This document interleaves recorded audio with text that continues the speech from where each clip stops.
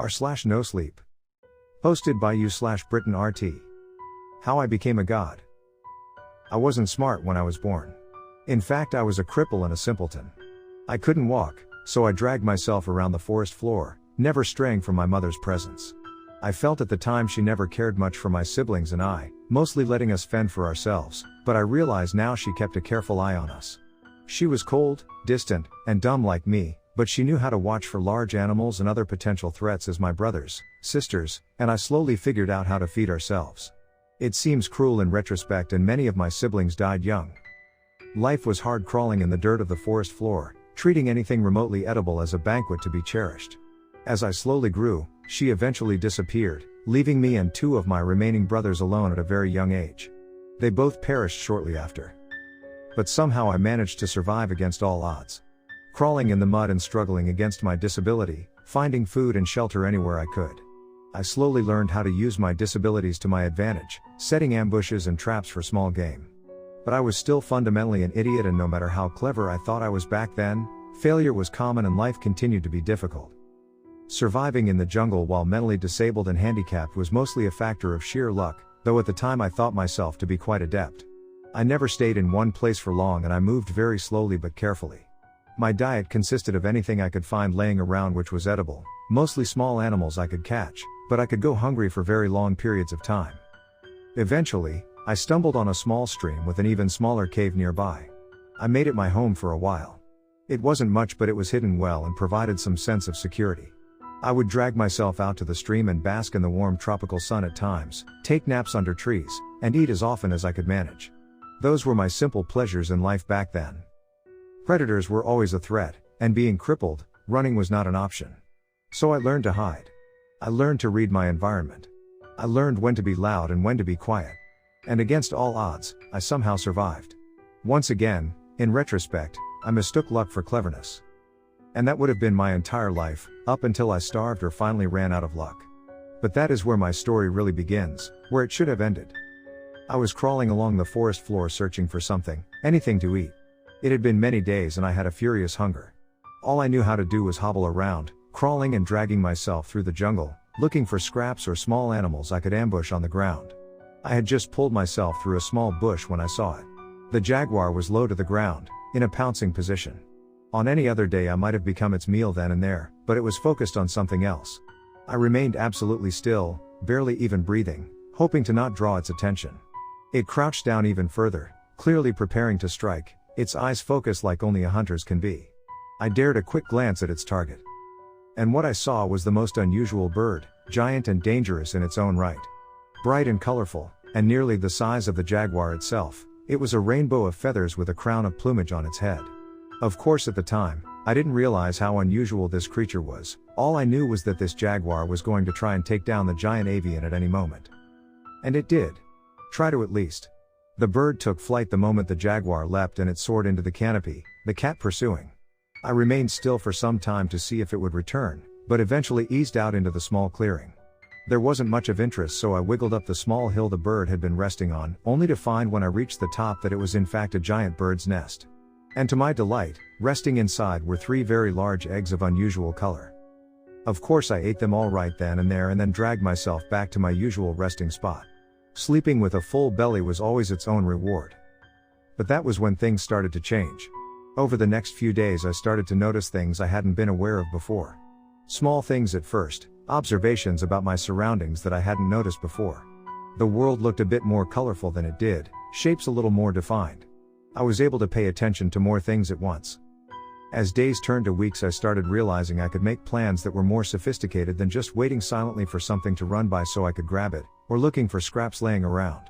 I started to devise clever traps, using rocks and other features of my environment to help me catch my food. Choosing my resting locations in places where bushes and leaves would ensure I could hear predators on the ground. I was still a cripple, but I was growing smarter.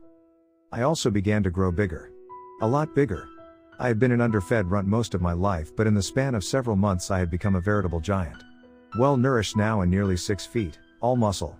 I still had to crawl around, but I could do so with a speed and vigor I had never known. I felt optimistic and elated, yet I had no idea what was still to come. As months turned to years, I was able to walk for the first time in my life. Few predators could stand before me now, as I stood nearly 12 feet tall, a titan of the forest, with a strength to match. I strolled carelessly through the trees, eating what I wished, when I wished, where I wished. I built my first house out of stone and fallen trees. I was the king of the jungle. And I climbed my first tree. I will never forget it. Hundreds of feet up in the forest canopy, I finally reached the sunlight atop the tallest tree I could find and looked out upon my domain. Endless green as far as the eye could see in every direction. A playground which had once threatened to consume me, but which was now mine to explore freely. And so I did. I began to travel more. I discovered rivers, waterfalls, groves, huge cave systems, and giant sinkholes and lakes. And so many new types of plants and animals I had never seen. Frogs and birds, cats and spiders, animals which ate plants and plants which ate animals. Over time, I took a special love of watching the tree monkeys, as they were the only other animals which seemed to express an intelligence like my own. Which is why when I found a small one which had been injured, I carefully collected it and took it with me. I nursed it back to health, fed it, earned its trust, and it became my little companion. There were no names back then, but none were needed.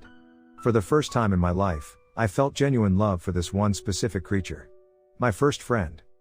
I had to take great care, as my growing never seemed to cease. By my memory and estimates, I may have been nearly 30 feet tall by then, and this little monkey was barely a fly by comparison. But the joy he brought me as we traveled together, as he gathered tiny fruits for me, and as he slept peacefully next to me, made me realize how lonely I had been all those decades wandering the forests all by myself. Always just watching, but never feeling like more than an observer anymore. When he finally died peacefully of old age, I was of course heartbroken. I knew it was coming. I had seen how he slowly weakened and deteriorated. While I seemed to defy the years and continue to grow, time shifted the world around me. Landscape slowly changed, rivers altered, animals came and went. After he died, I retreated back to a more observational phase of my life again, mostly wandering the forest and indulging in the sights and sounds around me.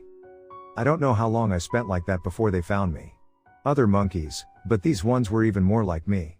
They were extremely clever. They made noises at each other in rapid and consistent manners. They used tools like me, maybe even more clever than the ones I had devised. And of course they were terrified of me. I was a giant, towering over them, looming nearly as tall as the trees. I mostly left them alone but would sometimes go and watch over them. They built strange houses out of sticks and leaves, not too dissimilar to the one I had built out of rocks before I no longer had the need for such a thing. They even appeared to be able to wield fire, and lit up the night in ways that I had only seen from the thunder of an angry sky. As time went on, more and more of them would come and visit me, and I slowly gained their trust, even if their caution and fear never fully passed. I learned over time what their noises meant, and after some effort on my part, we were able to communicate quite well. They would often come to me and ask questions about the area. Good hunting grounds, water sources, places to make a new village. After all, I had been almost everywhere. One day some of them started leaving strange carvings in stone around where I slept. I asked one of them about the artifacts, a youngling who had come to ask for my help removing a mighty tree which threatened to fall on his hut. He told me that they were left as offerings, so that I might bless them with good fortune. He told me how their lives are hard and short, and then told me that a god such as myself could surely make their lives better. That was the first time I had encountered the concept of a god. I had taken a liking to these little ones, so I had already been aiding them with my knowledge whenever they would ask for it. But he was right, I could do more. Much more. I remember the look of terror on many of the little people's faces as I towered over their village. Perhaps they were expecting some wrath for a perceived slight, I can't know, but I quickly made it clear I was there to help by removing the offending tree and setting it out of harm's way. Our relationship expanded quickly over the next few years, and they devised great and clever projects which took advantage of my size and relative strength. In those years, we accomplished in days what would have taken them decades on their own, were it even possible at all. We even replaced the village huts with a more durable collective structure, stones stacked so tall that they dwarfed the trees around them. The giant pile of boulders was carefully stacked to create living space to spare. A crude pyramid of sorts, I would later come to realize. Things went well for a while, and I took a very active role in the lives of my new friends. It reminded me of my old monkey friend from so long ago, except this time there were many and I could speak to them and share my thoughts and feelings. It was an exhilarating time for me, and we accomplished much. We dug trenches to allow water to reach areas where they could cultivate crops. We studied the stars together and speculated on the mysteries of the forest and the world. I watched friends be born, age, die, only for new friends to appear. After many years though, the number of friends grew. And grew. And grew. Eventually, there were so many that they began to fight each other over what seemed to be the infinite bounty of the forest. Their noises changed and I could no longer understand all of them anymore, only the ones I remained near. They began to ask me for help or blessings hunting other people, fighting other villages. I always refused. The tipping point came when the village I attempted to sacrifice a young girl in my name in order to gain my support in an upcoming raid. I had tried to tolerate them and understand them, but their pettiness had boiled over and I was exacerbated. There were too many people, too many villages, too many conflicts, too much sadness. It felt like I was crawling through the mud again, a dumb cripple, unsure what to do or where to go, and with little means to accomplish anything. I realized the moment they placed that little girl on the altar that I had forgotten what it meant to be helpless. So I accepted their sacrifice. I took the girl, and I left that village and never returned. I went as far as I could away from that place and I did my best to take care of that little girl. She was small and frightened at first, but grew to trust me over time. We traveled south until we reached a great cliff with a waterfall, far away from the little people. I built her a little house of stones at the top of the cliff right next to the waterfall, with a spectacular view of the forest below. I didn't even think to ask her name until she took the initiative to tell me, much later. Names have no meaning in the forest, but I discovered it was Sakniete, an old and beautiful name I will never forget. We were together for a long time. She grew up, and once again more little people discovered us. Once again they would come and ask for advice at first, and once again their requests would grow to be increasingly more and more demanding. Untrusting of the little people now, I would often withdraw or refuse to speak to them. Often I could not even understand their noises anymore. But Sakniete would take over and represent me in my stead when the weight of it all became too much. She even put feathers on her head like me in order to gain some trust and status from the visitors so they would eventually come to understand that I trusted her. After a time, it almost became expected that she was the one you would speak to when you came to me. Which I was fine with. She never once misrepresented me, we were both children of a similar fortune. Abandoned by fate but then entrusted with something special we could use to help others, and I knew she could be trustworthy. I slowly came to understand that she was good at what she did. I watched her mend divides, forge alliances, and eventually even end a war. I was a simple person of the forest, but she was a politician and she knew how to use my name and power to change the little people. To make them better. I loved her, more than I even loved that little monkey. She was kind, gentle, but intelligent and uncompromising. She taught me things I had never heard of, things she learned of from our visitors. We had no needs, so knowledge was paid for with knowledge. Forms of what I would later find were arithmetic, astronomy, philosophy, and more slowly arrived bit by bit. It gave me a new window into the world around me, one I had never given its due consideration despite being more ancient than many of the trees. It always amazed me that these little people were so creative and intelligent, and it was her, she was the one who in the end inspired me to put my faith in them again. I started to take a more active role once more, but being mostly stuck in one place, I studied and philosophized and tried to make myself useful to the little people in the ways I could. I slurped up knowledge and I offered it back to any who asked. I was too big to move so freely around the woods now without laying waste to it, but the little people seemed more than happy to come to me. Sakniete even gave me a name, and while the little people had called me many things before, this was the first one I truly took to heart. And in those years, my heart grew nearly as fast as I did. When she died I was once again heartbroken. It was a tragic accident. Nearly 140 feet now, I was so massive it was hard to even move through the woods anymore without trampling everything in my path. I tended to just remain in the same spot near the top of the waterfall as a result, and spent most of my time asleep or staring out over the vast and beautiful jungle, framed by the mountains hundreds of miles behind it. I don't know why she had come so close to me while I was sleeping that night, or what cruelty of fate caused me to roll over, but when I woke up I found I had accidentally crushed her to death. I could barely even recognize her. I had seen the little people cry before, but that was the first time I myself had ever truly wept. I hadn't even realized I was capable of it. I retreated deeper into the forest after that, avoiding everything. Everyone was so small, and I was so dangerously large. I just wanted to go hide in a cave somewhere and never come out, but even finding such a large cavern now would seem nearly impossible. As was so often the case in my life, I do not know how much time passed, probably ages, but eventually the little people found me again as they always did. But this time it was different. They remembered my name. They brought me food and gifts. They once again asked for my knowledge, and my help to save and improve their lives. I enjoyed their company despite my distrust, apathy, and depression. Eventually though, They asked me to come with them to their town, and after much deliberation I finally agreed.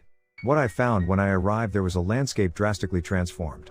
The massive destruction of a forest replaced by farmland, and a great city made of stacked stone, much like the one I had made so long ago but much more refined and massive.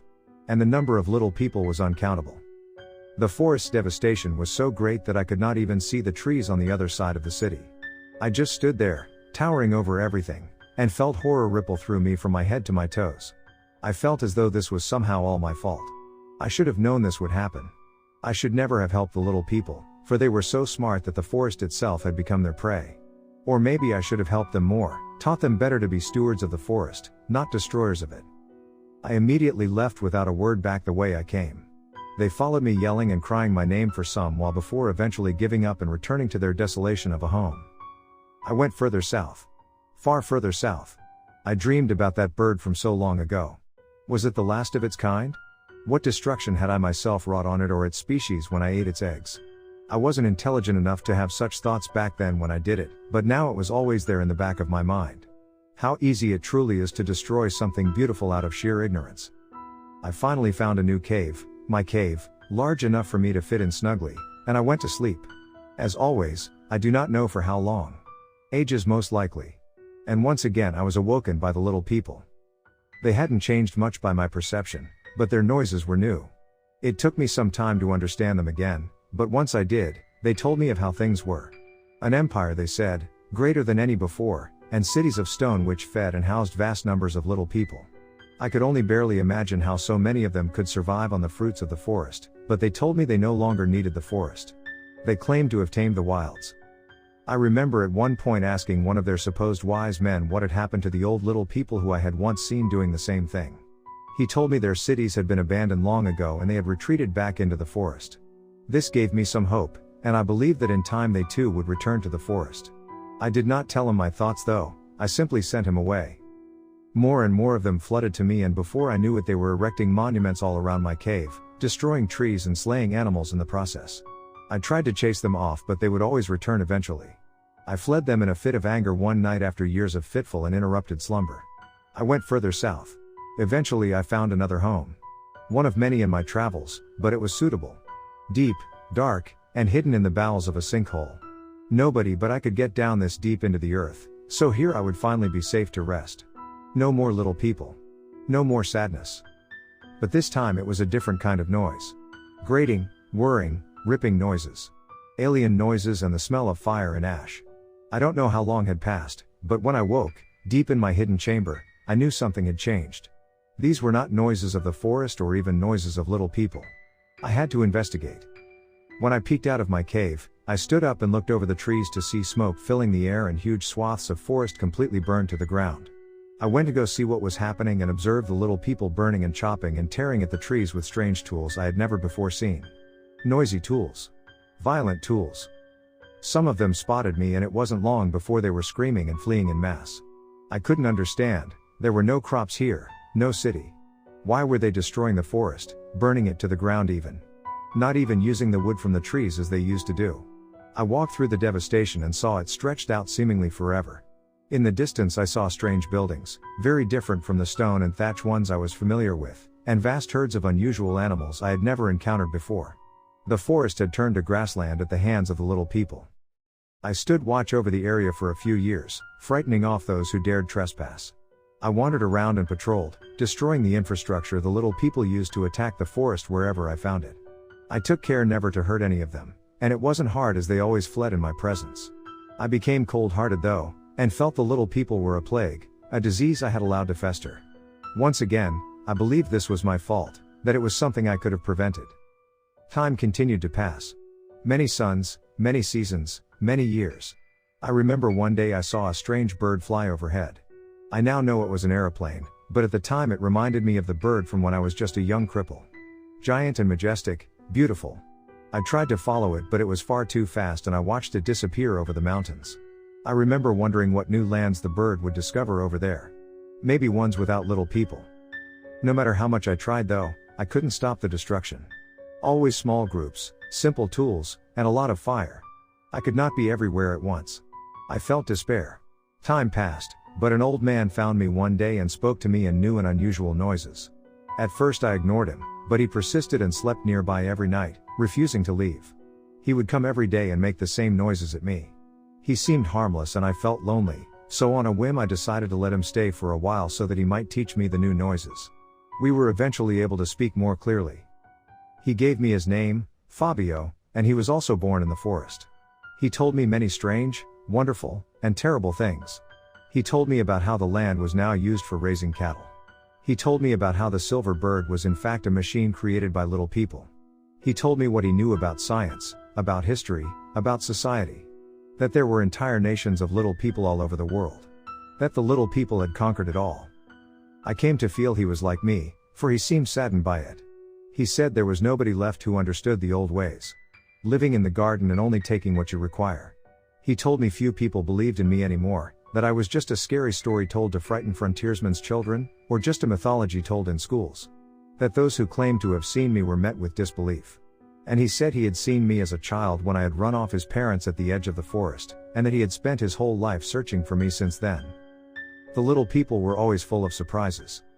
I took him in and his welcome company and knowledge warmed me as I continued to hide in my cave. He taught me to play chess, he told wonderful stories and even brought me books. I had seen the scratchings in stone from long ago and their meanings, but these were far more sophisticated. I learned to read and I lusted after the knowledge. He would go out once every few months and bring back more books, photographs, and at one point even a motion picture for me, which I devoured greedily. Years passed almost in an instant and I barely ever left the cave. Eventually he told me I would need to face my fears and do something about the encroaching little people, who grew closer every day. But I knew he could see my wounded spirit, and he was kind and let me rest, never pressing me. He knew the little people had broken my heart. But what is broken can break again, and when he finally passed away a few years later, I found myself alone once more. Timeless, not like the tree, but like the very stone I dwelled in, I knew everything around me was ephemeral. It was all going to change and die anyways, so what did it matter what I did? And so I slept. I don't know how long. It might have been ages. Eventually I was awoken again by the little people's noises. Well, in this case, you specifically of course. I remember thinking at the time that I was half tempted to snatch you all up and carry you to the edge of the forest and tell you never to return. But I observed you from a distance without intervening to see what you did. My trust of the little people was low enough by now that I was prepared to even squash you if you stepped afoul, but to my surprise you all were nothing if not respectful of your surroundings. After several weeks of observing you, I saw you rescue animals, study the plants, record information. I saw you exploring and appreciating the wonder of the forest, just like the little people of old. Just like I did. I realized you were the scientist the old man had told me about. That you were here to learn, not to destroy. And that was when I decided to make myself known. I knew you would be terrified, but I was used to that at this point. And I still remember the look on your faces when I first presented, but when I managed to convince you I was harmless, your innate scientific curiosity took over, I can only assume. The same curiosity which drives me. I believe you are like the other little people I once knew, kind, loving, and well-intentioned. And that is why I trust you with my story. I hope you're able to share it and help me, for while I was once called a god, I am just as helpless as a baby snake crawling, crippled in the mud on the forest floor. I turned off the recorder at that point and looked up at the towering feathered serpent, unfathomably large. I told him that was the last thing I needed and that I would return to see him again as soon as I could. He nodded in understanding, but watched with a sorrow in his eyes as we slowly made our way into the woods, leaving the cave we had been exploring for weeks behind. My colleagues and I had expected to discover an immense undiscovered network with possibly uncatalogued species. We had not expected to discover this particular uncatalogued species. As I write this log of his recording, we are setting up camp less than a day from the airstrip where we will be picked up. I don't know if anyone will believe me, or if they will think I photoshopped our pictures, but the rest of the team agrees we need to tread lightly, lest we bring him unwanted attention. But I have to do something.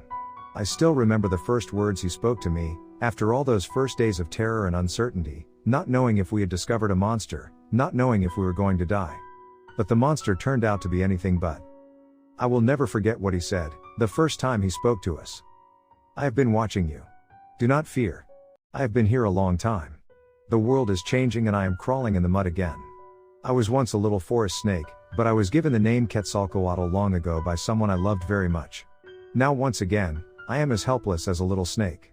I need you. Every day my home gets smaller, and the little people grow. Every year I must hide deeper and deeper to avoid their shiny birds and stinging smoke.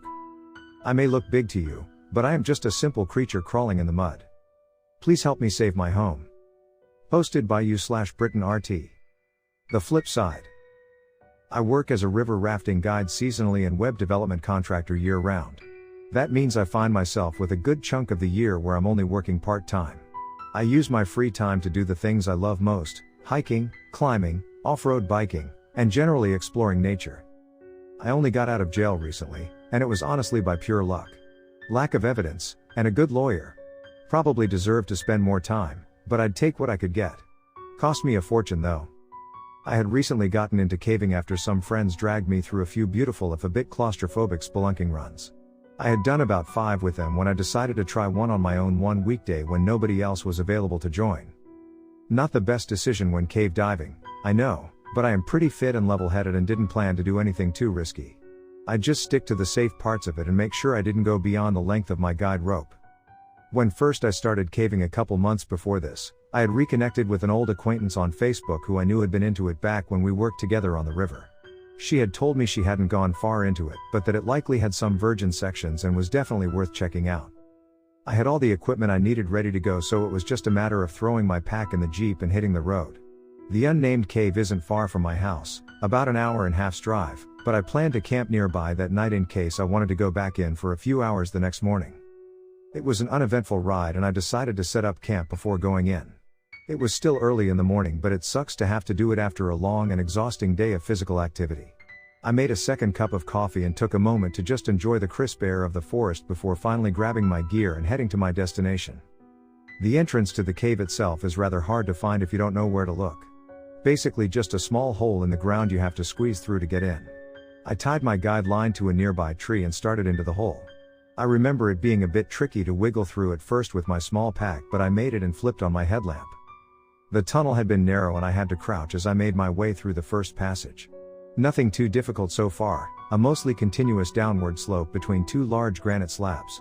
I had a spool on my guide line so I could go quite a ways before having to stop or turn back. I went through a few twists and at one point had to drop through another small hole, but the stone below was close enough it would be easy to climb back up.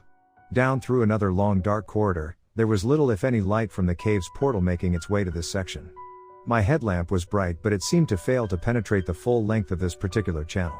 So after some indeterminate period, I found the chamber my old colleague had ended her exploration at. It was an impressive space, easily 3 times my height and a football field in size. I had decided to sit in that place for a moment and eat one of my snack bars while I just soaked in the hidden enchantment of the deep dark. It felt lonely and alien. I had never done this before without the company of others, and being in the pitch black with nobody else in this space under the earth was a surreal experience. It was absolutely quiet, I recall. I could hear my own heartbeat in the silence. I sort of understand why many people were afraid of caves, but I found it exhilarating. I looked around for my next path and found there were several options. One of them scared the shit out of me. It was just a hole which went down to God knows what depths. My light couldn't find its end. Big nope on that one. Another went sharply down but looked navigable. There was a third which appeared to go up again. Maybe it would surface somewhere else, I had wondered? No way to know. I took the downward one and continued on. It was mostly more of the same sort of tunnel. Tight spaces between large granite titans on every side, vaguely rectangular at the best of times, with the occasional jutting bits getting in the way and requiring some extra gymnastics to navigate. I am sure I was smiling as I went. I felt like Indiana Jones, exploring the unknown. I wasn't certain if anyone had ever been this deep into this place before. But I'd quickly discovered the answer. I found the GoPro headset a bit further down along my descent. I saw it before I got to it, but it took me a moment to realize what it was as I approached. I picked it up and looked at it. It looked a bit scratched up, which made sense if someone had dropped it. I stuck it in a side pouch in my pack and continued onward. I eventually reached another large space, this one with little more than 5 feet of headroom I estimated, but a vast horizontal plane. I explored it for a while but couldn't reach the far side due to my line reaching its end. I could barely make it out in the dim light, so I pulled out my maglite torch and went for the high beams to get a better view of the chamber. On one end, the ceiling eventually collided with the floor at an angle. There wasn't much else except 2 more potential continuations of the cave on opposite ends of the room. I had to head back at that point, But since there had been few alternate paths, I was sure I could return without the line either the next morning or at some other point. When I made it back to my camp, much of the day still remained. I spent most of it reading and doing some work on my laptop. No internet, but I could still get some stuff done. I started a fire as the sun set, pulled out the whiskey I had brought along, and took a swig straight from the bottle. It burned, but that was to be expected. I remembered the GoPro. I fiddled for it in my pack, forgetting exactly which pocket I had stuck it in, but it presented itself after some minimal effort. Someone else had been in the cave before, and maybe had made it even further. I checked and there was an SD card in it. Fortunately, I had an SD slot in my laptop.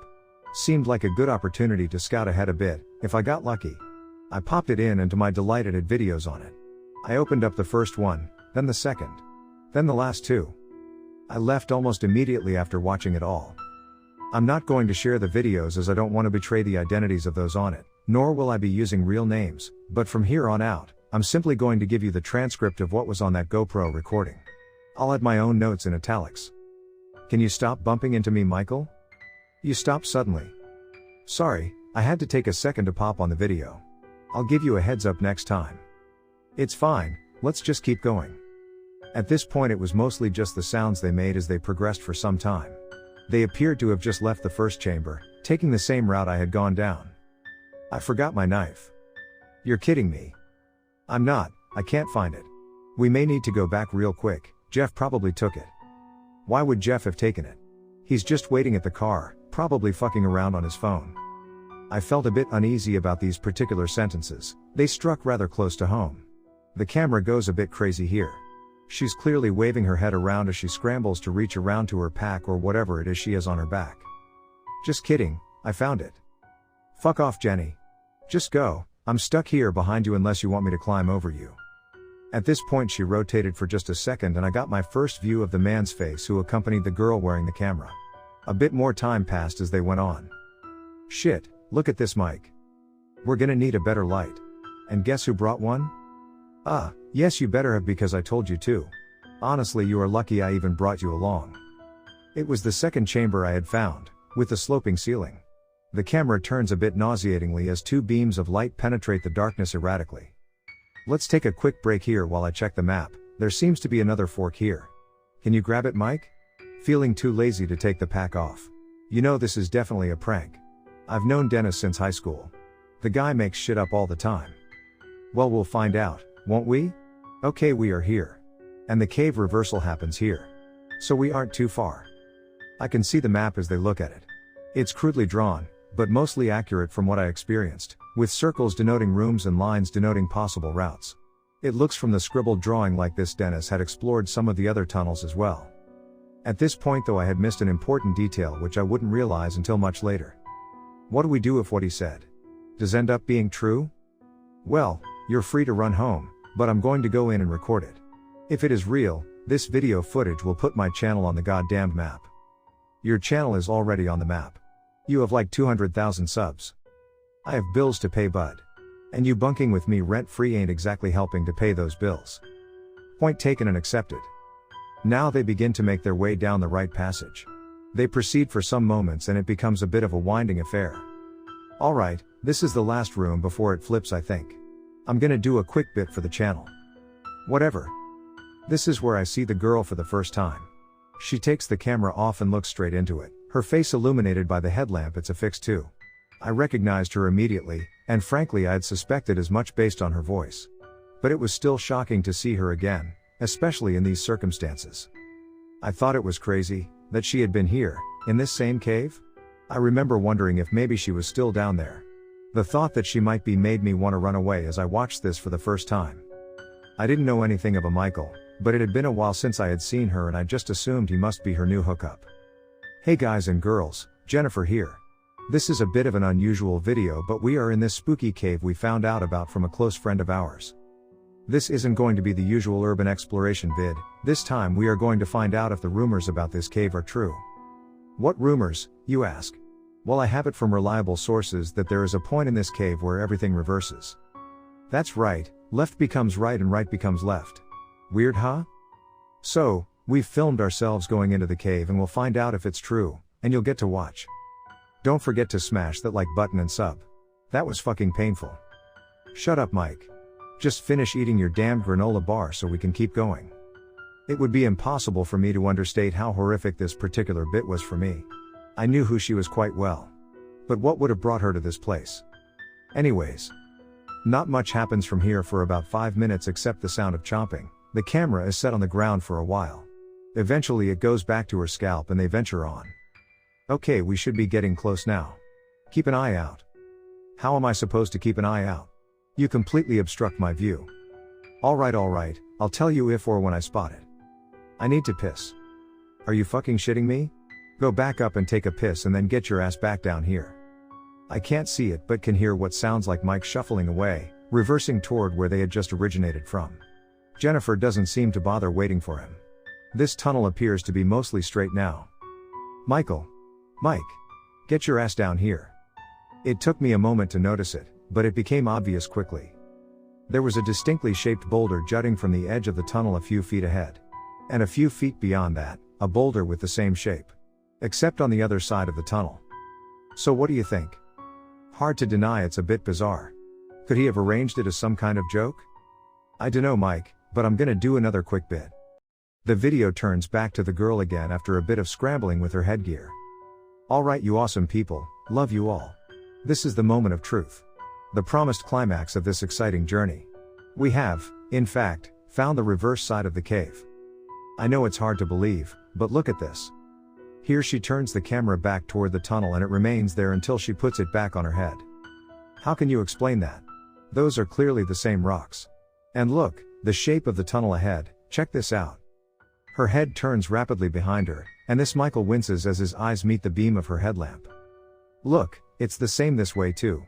You can see from the jutting on the edge over there, but if you look back down the tunnel, it's the same but backward. This is some pretty crazy stuff, guys. I'm gonna keep filming and I'll catch you all on the flip side. Now, when I first saw this part, I was pretty incredulous. Since when had she become a YouTuber for one, but more importantly, making a video about an impossible phenomenon? Definitely a hoax, something I wouldn't put past her. But they did indeed continue on down the corridor. It feels like deja vu, doesn't it? Yeah, honestly, I kind of feel like we should turn back, Jen. Are you kidding me? This is incredible. We're going back up again, it's the same exact twists and turns. Dennis was right, something fucky is going on here. I don't like it. Well, I fucking like it. Go back if you want. You know I'm not going to leave you alone in a cave. What if you were injured or something? We need to go back. Fuck off, I'm not going back yet. Seriously, Jennifer, this feels wrong. Look at that. That's the same goddamn step down I nearly tripped over earlier stepping up. But it's on the other fucking side. Does that not concern you at all? We'll turn around eventually, let's just get to that first chamber, okay? Then we can chill and consider our next steps. I want to note here that there was something off about the footage at this point. I didn't recognize it at first, but a bit later I came back and rewatched this segment and the earlier footage from when they first entered and confirmed it. While extremely similar, this tunnel was not an exact duplicate of their original path. There were some subtle differences which took some side-by-side comparisons on my part to identify, primarily in the rock structure. Anyways, they continued on up. I don't think they had noticed it yet. Yep, this is the same fucking room. Except that damn ceiling is sloping the wrong goddamn way. Just chill, Mike. How am I supposed to chill? This is like some impossible magic shit. You know, some people enjoy exploring the unknown? Step up, bro. You're gonna look like a little girl in this video if you don't stop bitching. You better not post this conversation. Oh, I'm posting the whole damn video, boy. We're gonna be famous as shit. You're right, you shouldn't have brought me along. Leave then. You can always go back to being a Chad with that idiot Macy. Fuck you. A period was spent in silence here and Jennifer appeared to be wandering about the space, recording its various angles and corners, their flashlights disorientingly flailing their light about. She went into another of her selfie presentation shots once she was done. Alright y'all, we've done it. We've made it to the same room we were in before, but as you can see, everything is on the opposite side. Pretty amazing, am I right? So what I am gonna do is make my way back out the cave and see if the surface is backwards as well. You have to be fucking kidding me. Shut up, Mike.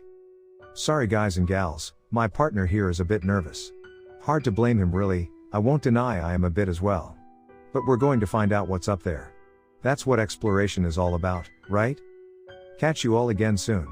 You know what, I am leaving. If you want to go up there, do it. I'm not going to follow you like some lemming walking over a cliff. Jesus Christ, Michael, have you seen anything dangerous whatsoever this entire time? I don't know what I am seeing here. It doesn't make sense. I'm out. I want you to come with me, but if you won't, please be safe. Fine, go. I'll meet you at the truck with Jeff later. Please at least edit this bit out. Alright Mike, I will. If you are going to go, just fucking go.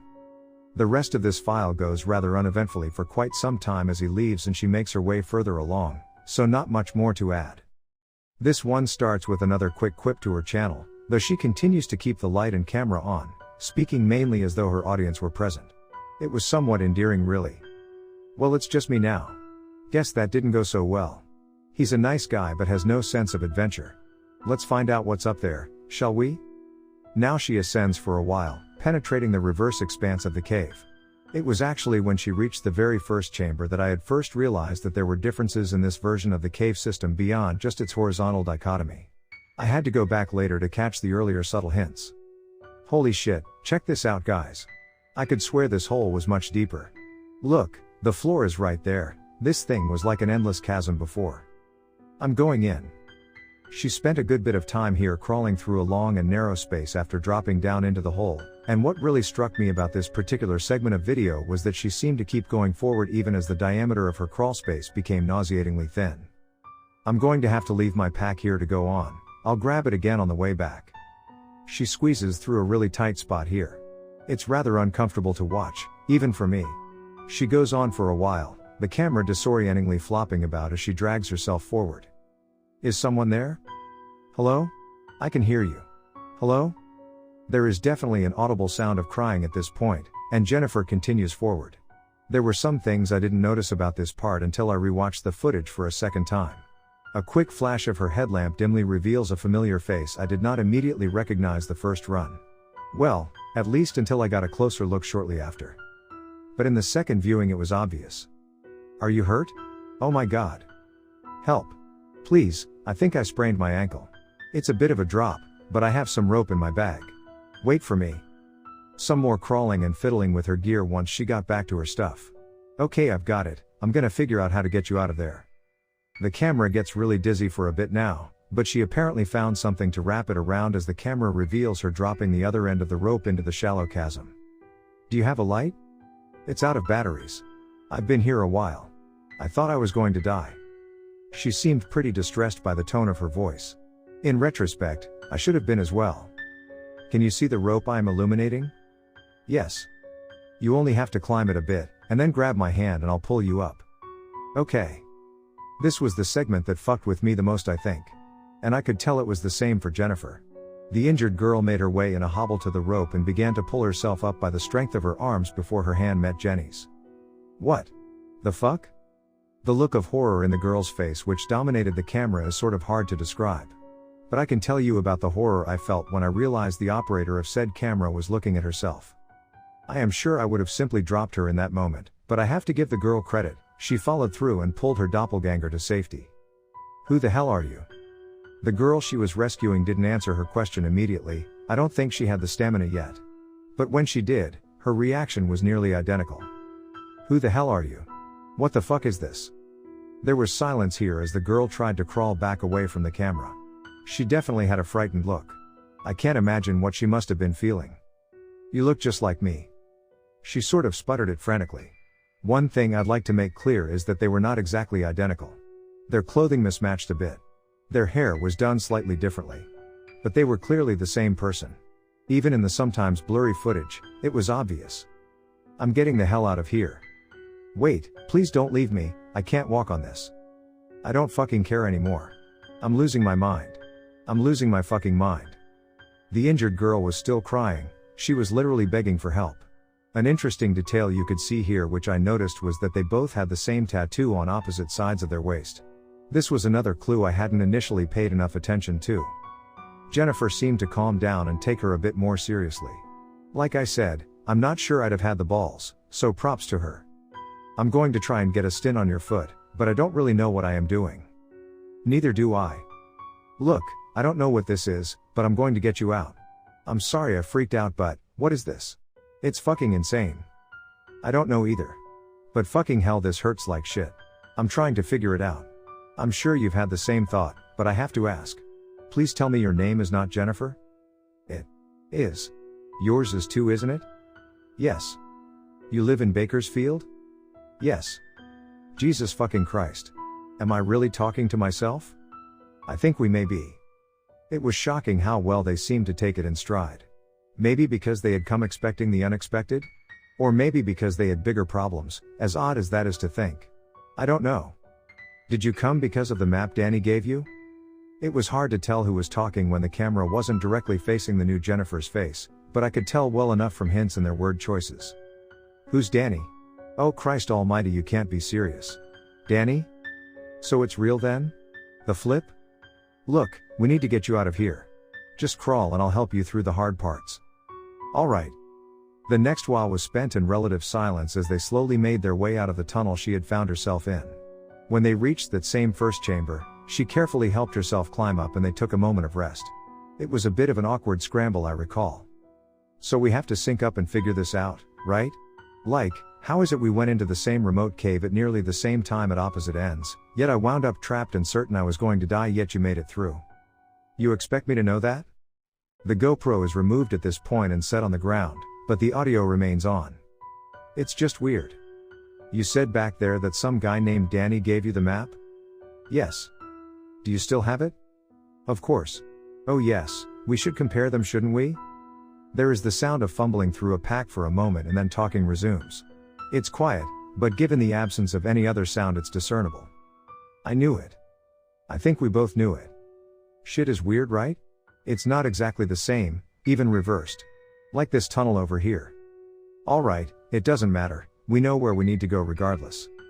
The camera is placed back on its crown and they eventually proceed. Alright, we are really close, let's get you above ground into the car. No, I want to go the other way. If it's real. There's no fucking way I'm taking you all the way back. We're like, almost there. I came here for a reason. Look, what would you do? If you were in my place? I'd get to a damned hospital as fast as possible. Don't fucking kid me. If you are really me, you know yourself as well as I do. Really? We don't know what this is and you are going to pull that shit on me? Fine. You want to go? We'll go back toward my entrance. They traveled in silence again for a while, the only sounds being the groans of the injured girl and clanking of their gear as they dragged themselves slowly toward the exit. So, around the point they reached the two opposed rocks which seemed to delineate the reverse, other Jennifer spoke up off camera. So, Danny was right. Nope, I'm just your long-lost twin sister. This is crazy. More of the sounds of them shuffling along for quite some time. Eventually more words came too. How could we like? What could explain these subtle differences though? I can't stop thinking about it. Like you are so similar to me but yet, we aren't the same. Isn't there supposed to be some kind of butterfly effect or something? I don't know where you are going with this, but we have bigger problems. No, seriously, like a small change quickly turns into big changes over time, right? So how could there be two versions of us that are both so similar yet also different? This all seems so improbable. I didn't realize I was a philosopher. But, yeah, the thought crossed my mind as well. Even more time passed here and Jennifer seemed to struggle to help Jennifer deal with her equipment which was getting in the way in these narrow tunnels. After some disheveled video and a lot of groaning from Jennifer, they found their way into the slanted chamber on my side. More nauseating recordings of Jennifer watching Jennifer fucking about with gear and pack while Jennifer nursed her foot. Jennifer finally spoke again around the point where the camera showed that Jennifer was digging out a set of extra batteries for their lights. This really is the same place. But how is it reversed like this? I'm assuming that is a rhetorical question? I just had an idea. Stop for a second. The camera turned around as Jennifer put down the batteries and she looked right at Jennifer. I liked this bit because it was a clever thought, one I would not have figured to do. What are you doing? Checking for your heartbeat. Wrong side, dumbass.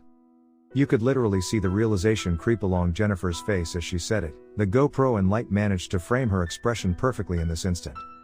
Dear God, I guess I shouldn't be surprised. I expected as much. What are we going to do when we get out of here anyways? Mike and Jeff should be by the car waiting.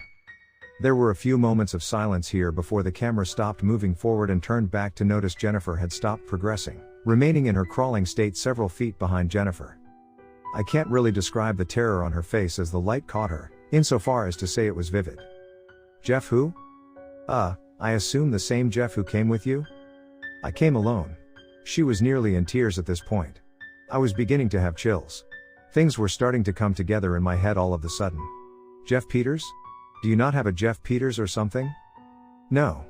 No. No. We have to go back. We need to get you to hospital. You want us to go all the way back now? No, please don't make me go to him, I beg you. She seemed to be in a full-on emotional episode at this point, and it dragged on without much said for some time. Jennifer seemed to try to drag herself back to Jennifer and comfort herself, as unusual as that is to say. We have to go, you can trust me. I can't. You have to.